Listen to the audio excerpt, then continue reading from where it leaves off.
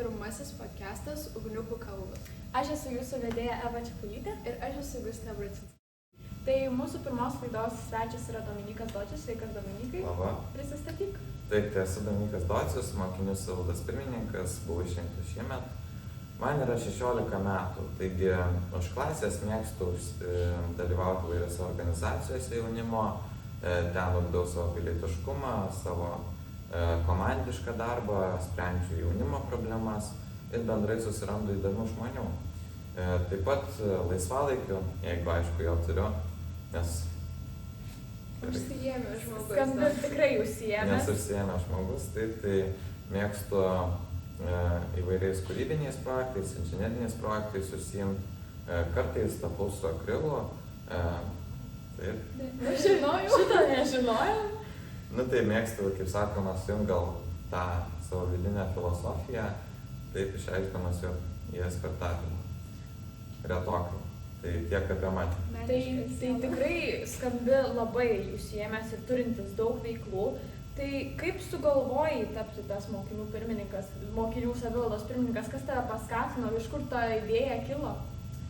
Taip, tai iš tiesų į mokinių savivaldą pradėjau eiti nuo 9 klasės, visada domėjausi mokinių savivaldą, politiką, tiek jaunimo problemų sprendimu, o sugalvojau realiai 9 klasės kažkur vidury tam tikras išnykusias tradicijas tęsti, tai tas paskatino mane.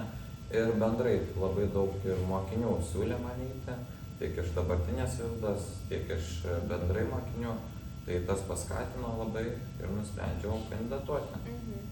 O tai tada kokie tavo planai yra savivaldai, ką tu ketini jai duoti ir kokių gal naujų renginių ketini įvesti ar kažko naujo? Nu, aišku, nesidalink paslaptim, nes Nu, čia gal kaip tokia ir paslaptis truputuką. Jo, galėsiu aš tik trumpai porą, gal užuominą duoti.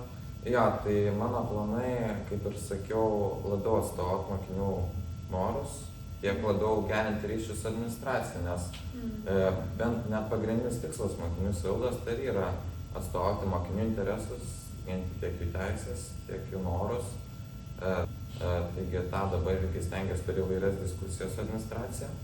Aišku, dabar ateina nauja direktorė, su ja tikimės, kad išeis užmėgsti labai gerus santykius, stengsimės tai užmėgsti.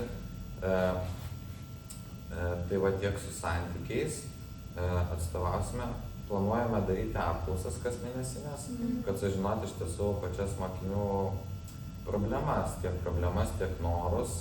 Aišku, visada galite rašyti laisvai Instagramams, tiek pasiūlymus, tiek problemas ir taip toliau jas spręsti.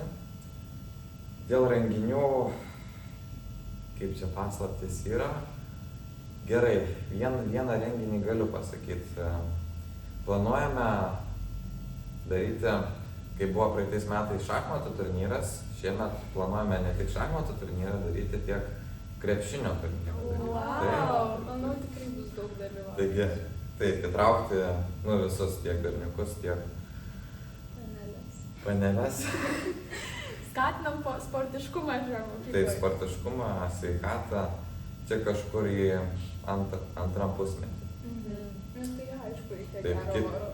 Manau, jo, nes čia pas mus toks keistas oras Lietuvoje. Bet tu sakei, kad užsiemi inžineriją, tu inžineriniai klasai, taip? Taip, inžineriniai klasai. Tai ar jinai tau duoda kokios naudos tavo veiklose?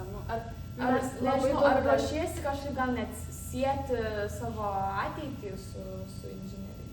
Tai va taip, anksčiau tai tikrai buvau užsibrėžęs, kad va taip ateityje bus ten inžinieris arba elektronikos arba mechatronikos, bet dabar laikas eina, tapau mokinių savivaldos pirmininkas, ir gal net galvoju tada siekti su politika, o gal kaip tik sumaišyti gal kokią. Man tai atrodo, kad tau iš tikrųjų labai tiktų politikas. Tas tavo sritis. Jo, toks atrodo stiprus lyderis, nežinau kaip pasakyti. Nu taip, dar porą metų yra iki tos pilnametystės, tai dar yra laiko rasti save. Supratau. O jeigu, sakykime, aš nežinau, ar tu visada domėjaisi tą politiką, bet jeigu dabar, sakykime, turėtum progą susitikti su savo, nežinau, 5 klasės savimi, ar net 6 klasės su tavim, ar jisai tikėjosi tokio dalyko, kad kada nors būtum koks nors pirmininkas mokinių savivaldoje ar toks aktyvus tiesiog bendruomenė? Nu va, čia va toks rimtas klausimas, kad tikėjosi, galbūt norėjo taip, bet ar tikėjosi, nemanau.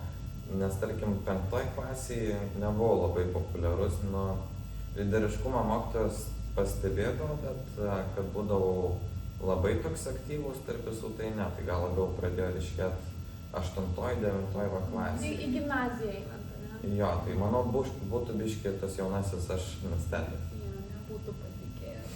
Tuo, ką dabar točius pasakė iš tikrųjų. Dominykas atsiūlė. Tai mokinių savivalda. Tai labai daug mitų, manau, mūsų mokykloje yra apie tą mokinių savivaldą. Tai gal galėtum kažkaip apie ją papasakoti? Gal tos mitus paneigti, pateikti, kokių jų yra?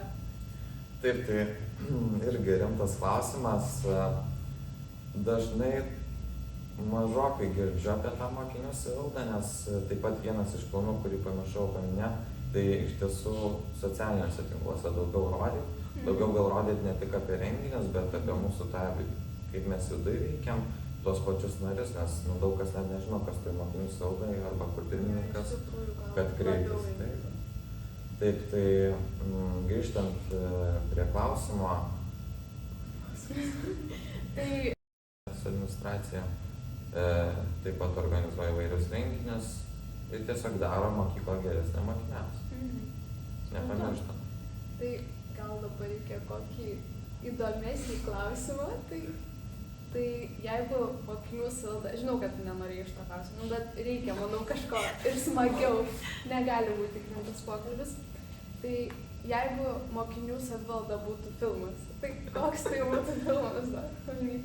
Jo, kadangi laisvalaikio mažokai turiu, tai filmų irgi mažokai žiūriu. Žinokit, va būtent negaliu atsakyti. Gal jūs žinot, kūrybiškesnės esat. Aš tai labai ilgai šiaip esu toj mokinių savivaldai nuo pat 8 klasės, bet aš vis tiek nesugebėčiau pritaikyti jokio kokio nors filmo, kadangi mokinių savivalda kiekvienais metais yra vis kitokia. 8 klasėje buvo taip labai, mūsų buvo daug mažiau, kadangi neseniai įsigaliojo ta taisyklė, kad iš kiekvienos klasės ateina kažkiek tai mokinių, kad būtų, nežinau, lengviau paskleisti visas žinias, tai buvo taip mažiau tų žmonių. 9 klasėje jau atsirado labai didelė ta mūsų bendruomenė ir buvo tiesiog, nežinau, reikėjo man net asmeniškai prisitaikyti prie tokio didelio kolektyvo, o šiais metais tai mūsų, taip, manau, normalus tas mūsų skaičius, tai dabar... 59. Bet vis tiek praeitais metais buvo daugiau, man atrodo. Panašiai, žinau. Panašiai? Bet žodžiu, tai šiais metais irgi žiūrėsim, kaip bus. Ir aš net nežinau, kokį filmą reikėtų pritaikyti. Su chaosu. Su chaosu. Nelabai galiu ką pasakyti, aš dar visiškai nauja, tai žinau, jūs čia labiau daugiau ką galėtumėte pasakyti, palyginti. Tai va, dabar nežinau, pabaigai gal norėtum... Kokį linkėjimą bendruomenį? Jo, kokį linkėjimą, arba nežinau, tiems, kurie gal šiais metais bijojo prisijungti prie mokinių savivaldos, bet galbūt, nežinau, galvoja prisijungti, ką jiems palinkėtų. Paskatinimą pasakyti kažką tokio. Jo, tai iš tiesų tikrai nereikia bijot, mes šiltai visus priemam.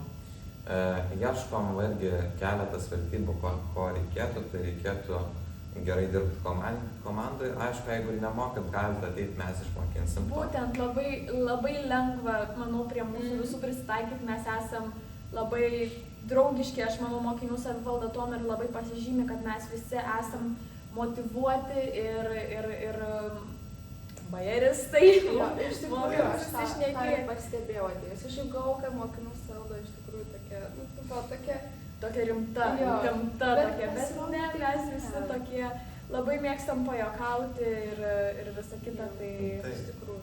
Jeigu nemokat dirbti komandai arba gal bijot, kad, nežinau, neturėsit su kuo pasišnekėti ar kur teikti savo idėjas, tai taip tikrai nėra. visi priims idėjas, bandys jas įgyvendinti ir susišnekės. Taip, tai taip pat reikia būti iniciatyviam, to labai norėsim, kad galite kurti idėjas ir taip toliau. Taigi, savivalda yra nuo 8 klasės, bet tai nereiškia, kad jūs negalite prisidėti.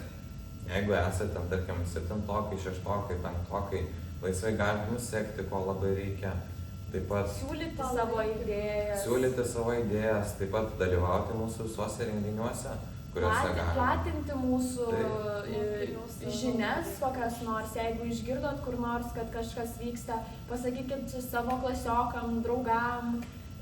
Tikrai, jeigu jūs esate per mažą, sakykime, ateiti mokinių savivaldą, tai nereiškia, kad jūs negalite vis tiek prie jos prisidėti, ne kaip narys būtent, bet tiesiog Kaip bendruomenės narys labiau.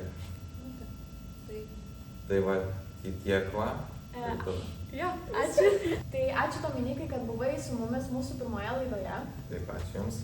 Ir ačiū Jums, kad žiūrėjote mūsų pirmą ugniukų kalbos laidą. Nepamirškite pasekti mūsų Instagrame. TikTok'e čia ir